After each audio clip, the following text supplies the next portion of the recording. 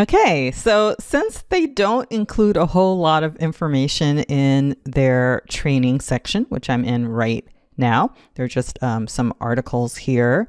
There is one Webinar University training program, but that is actually about the content of the webinars. So all of this that's on configuring, you see these are all articles, and most of them, if I go to this is actually going to take me to talking about doing it on YouTube. I don't want to do it on YouTube. So I'm just going to go here where it says new webinar, and we're going to figure this out together. Let's do the express configuration, and I'm going to give it a name, my first webinar. I'll just give it the same title and I'll give it the same description just to make life simple. And I'm going to say there's just one presenter. You could have up to 6. Okay, so I'm just going to confirm. Okay, I'm going to schedule it. My time zone is Pacific. I'm going to make it for the end of the month that I'm currently doing this. And well, let's make that PM. And I'm going to add. So I could add a different date, and so I am going to do that. I'm going to do the same date. I'm doing this because one of the things that you'll see in another video that I do on setting up Zoom webinars, which is my other kind of favorite one. I'm deciding right now actually whether I'm going to stay with this or use Zoom webinars. So one drawback of using the Zoom one is that you can't have just like one webinar registration page that has 2 different times on the same day.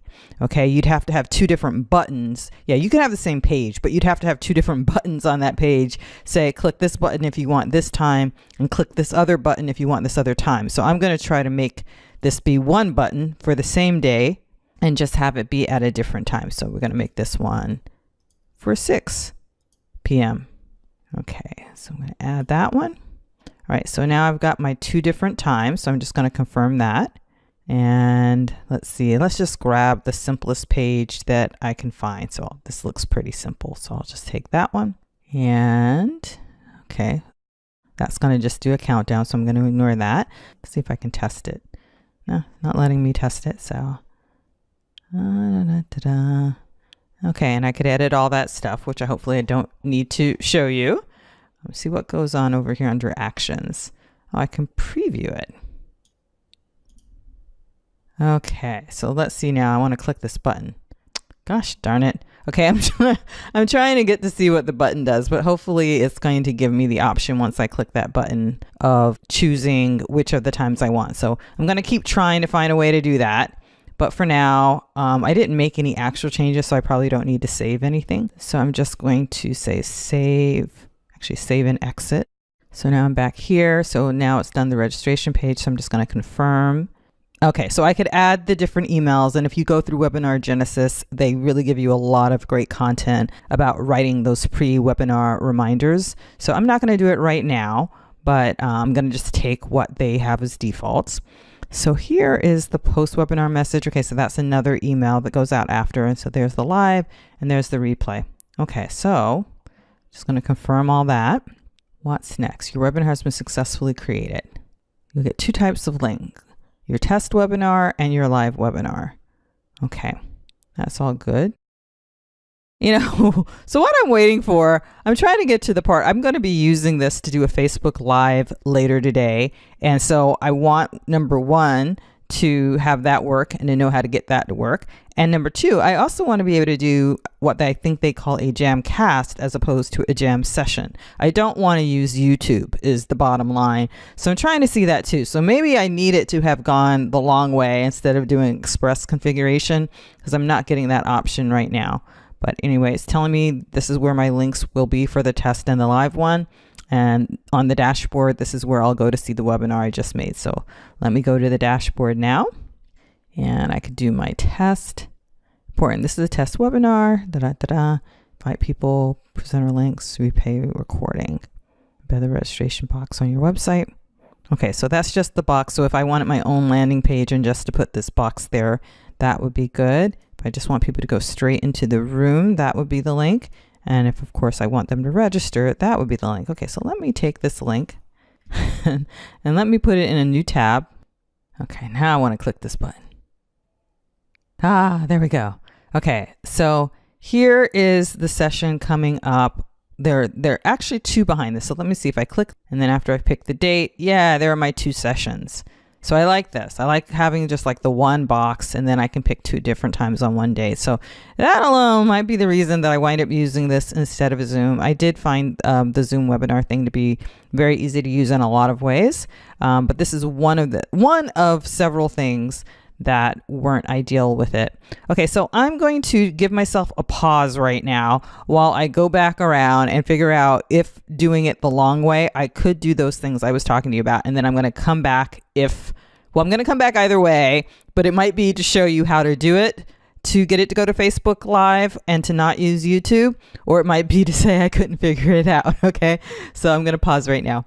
Okay, so I tested that and everything, and what I have discovered is that you do need to do the longer one the first time, because I cannot find any other way of getting to the settings of where you do the configuration. There may be some other way of getting there, but if you just go straight to the new webinar and go express configuration, it just kind of skips everything I'm going to show you right now. So I'm going to go and take you to full configuration. And a lot of it is the same material that you have to put in terms of the webinar itself, but you do get to configure it. So here's the basic configuration, and then here's the webinar provider thing, and that's where you say where you want it to go. So first, I'll just go to the basic info. So I'm going to say again, test again, and I'm just going to copy and paste that for each time so that this is quick. And webinars on demand, I think, is like where other people can see it. So I'm going to say just don't list that. So I'm just going to confirm the changes I made there. Presenters, the same information as before. It's just me, and I could add more presenters. But here now I want to go to configure the webinar provider. And that's where you say Jamcast versus what they call a jam session, which is on YouTube Live, versus Facebook Live. Now, later today, I am going to do Facebook Live, so I'll set that up then. But for now, I do want to see using the RTC, using their internal technology instead of YouTube. So I'm going to do that. Okay, and schedule it. Series of presentations. Okay, I'm going to do the 31st. And I'm going to select the time of 1 p.m. I'm going to add that one. And then I'm going to do that. Now it's defaulting to every again. And if I do every, it's like saying, okay, every Monday at a certain time. And then the limit is how many weeks you want to repeat that. How many Mondays, right? So I could say 8 here, right? So if I wanted to, I could do every Monday at 1 p.m. 8 times and add that. Okay. I don't want to do that, however, so I'm going to delete that, and I'm going to just change this back to on, or rather change it to on. And I'm going to do another one for the same date at just a different time.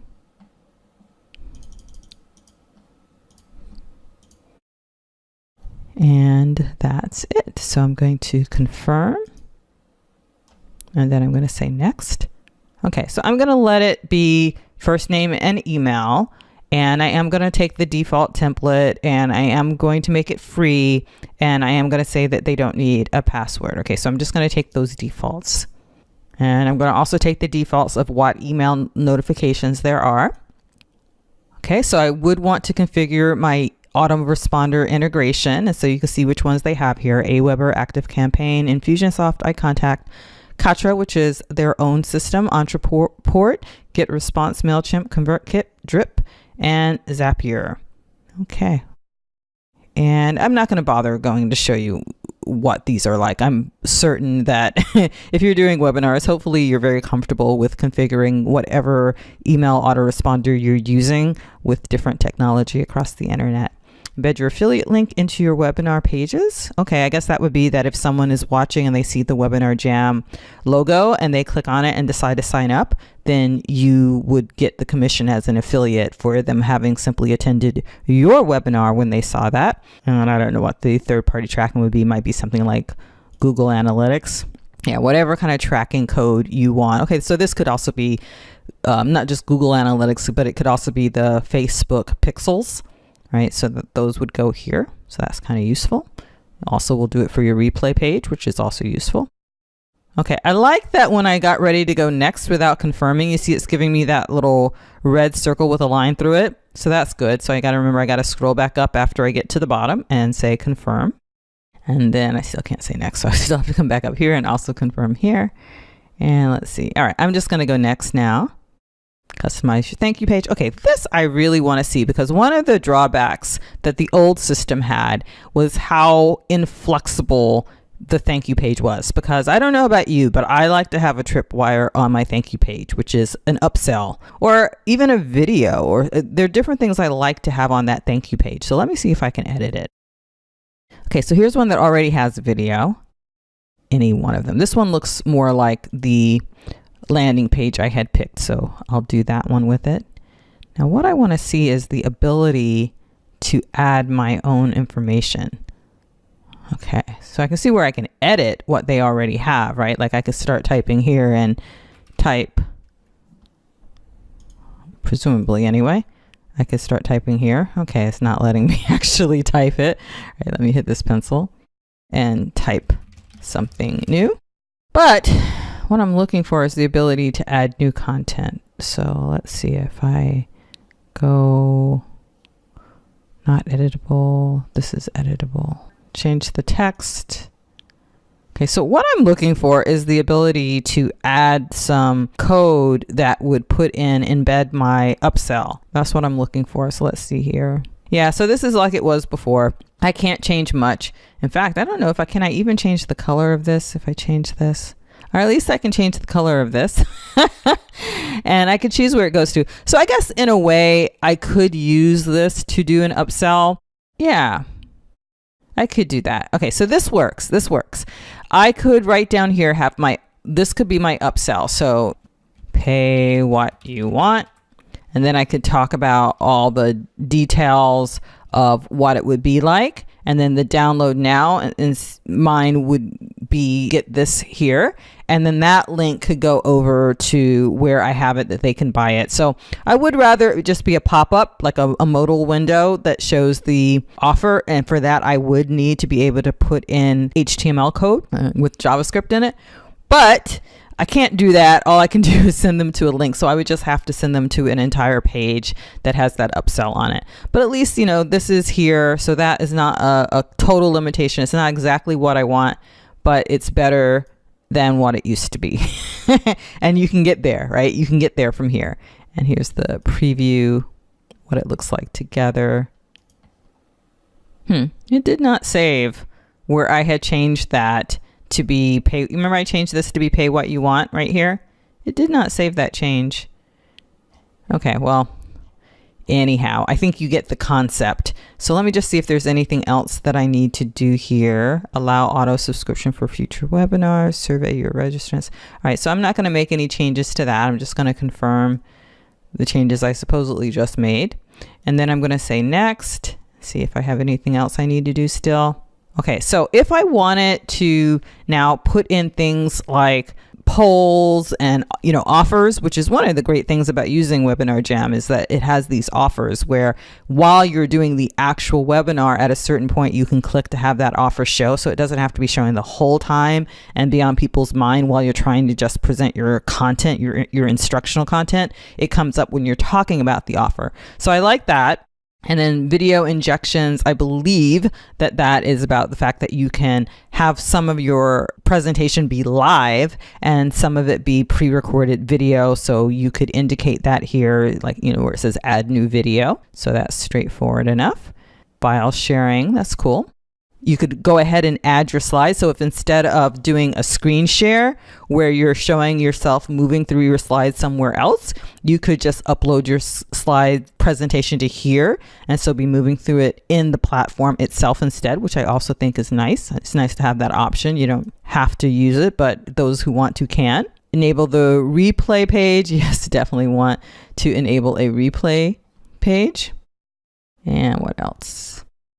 Configure the webinar replay contents. Okay, don't know what that would be. Okay, the exact recorded footage is the replica. Play a pre-recorded video of your choice. So you could have the replay be from a different session, which would make sense. If you're doing like 5 sessions of one, you might want to pick the best one and have that be the replay for all of them. Or redirect to a URL. Okay, so let's say that you edited your replay and then you uploaded it to Vimeo or YouTube or what's the other one, Wistia or something like that. Then that's probably what this is. It redirects to there instead. I still don't actually see where I have the choice of downloading one of these. I can see where I can download it. Actually, that was under the dashboard where you can get back to your previous webinars. You could do that there. But after I've downloaded it and I've edited it, I don't see where I can get it uploaded again so that it can take one of these 2 spots, right? Where it's on their platform replacing one of these. I don't see that functionality, and I know it didn't exist in the previous version of WebinarJam, so that might be the case still. But this allows me to get around that, because if I don't mind sending them to something like Vimeo where they could share that link with somebody else without anybody logging in, then I could use this instead in that place. But I am not going to change that. Set webinar replay page expiration time. I think that's self-explanatory, and allow users to submit questions. All right, so I'm going to just say next. Okay, it is done. Now it's just giving me my links for my test webinar and live webinar. So here I'm showing you just a very brief snippet on if I chose, instead of Jamcast, I had chose Facebook Live, then I would have to first connect it to my Facebook account, which it's just like, you know, when you're clicking through and it's the dialogue and you log in. And then you have to say that you want to use your page instead of your profile. It defaulted to wanting to put it on my personal profile, which is the wall. And I could also do a group, but I decided to do my page. And then when I choose the page, then my different possibilities of what pages I have show here. And so this is now configured and I am ready to go. So I'm just going to confirm. And again, I can only do this when I come around the long way.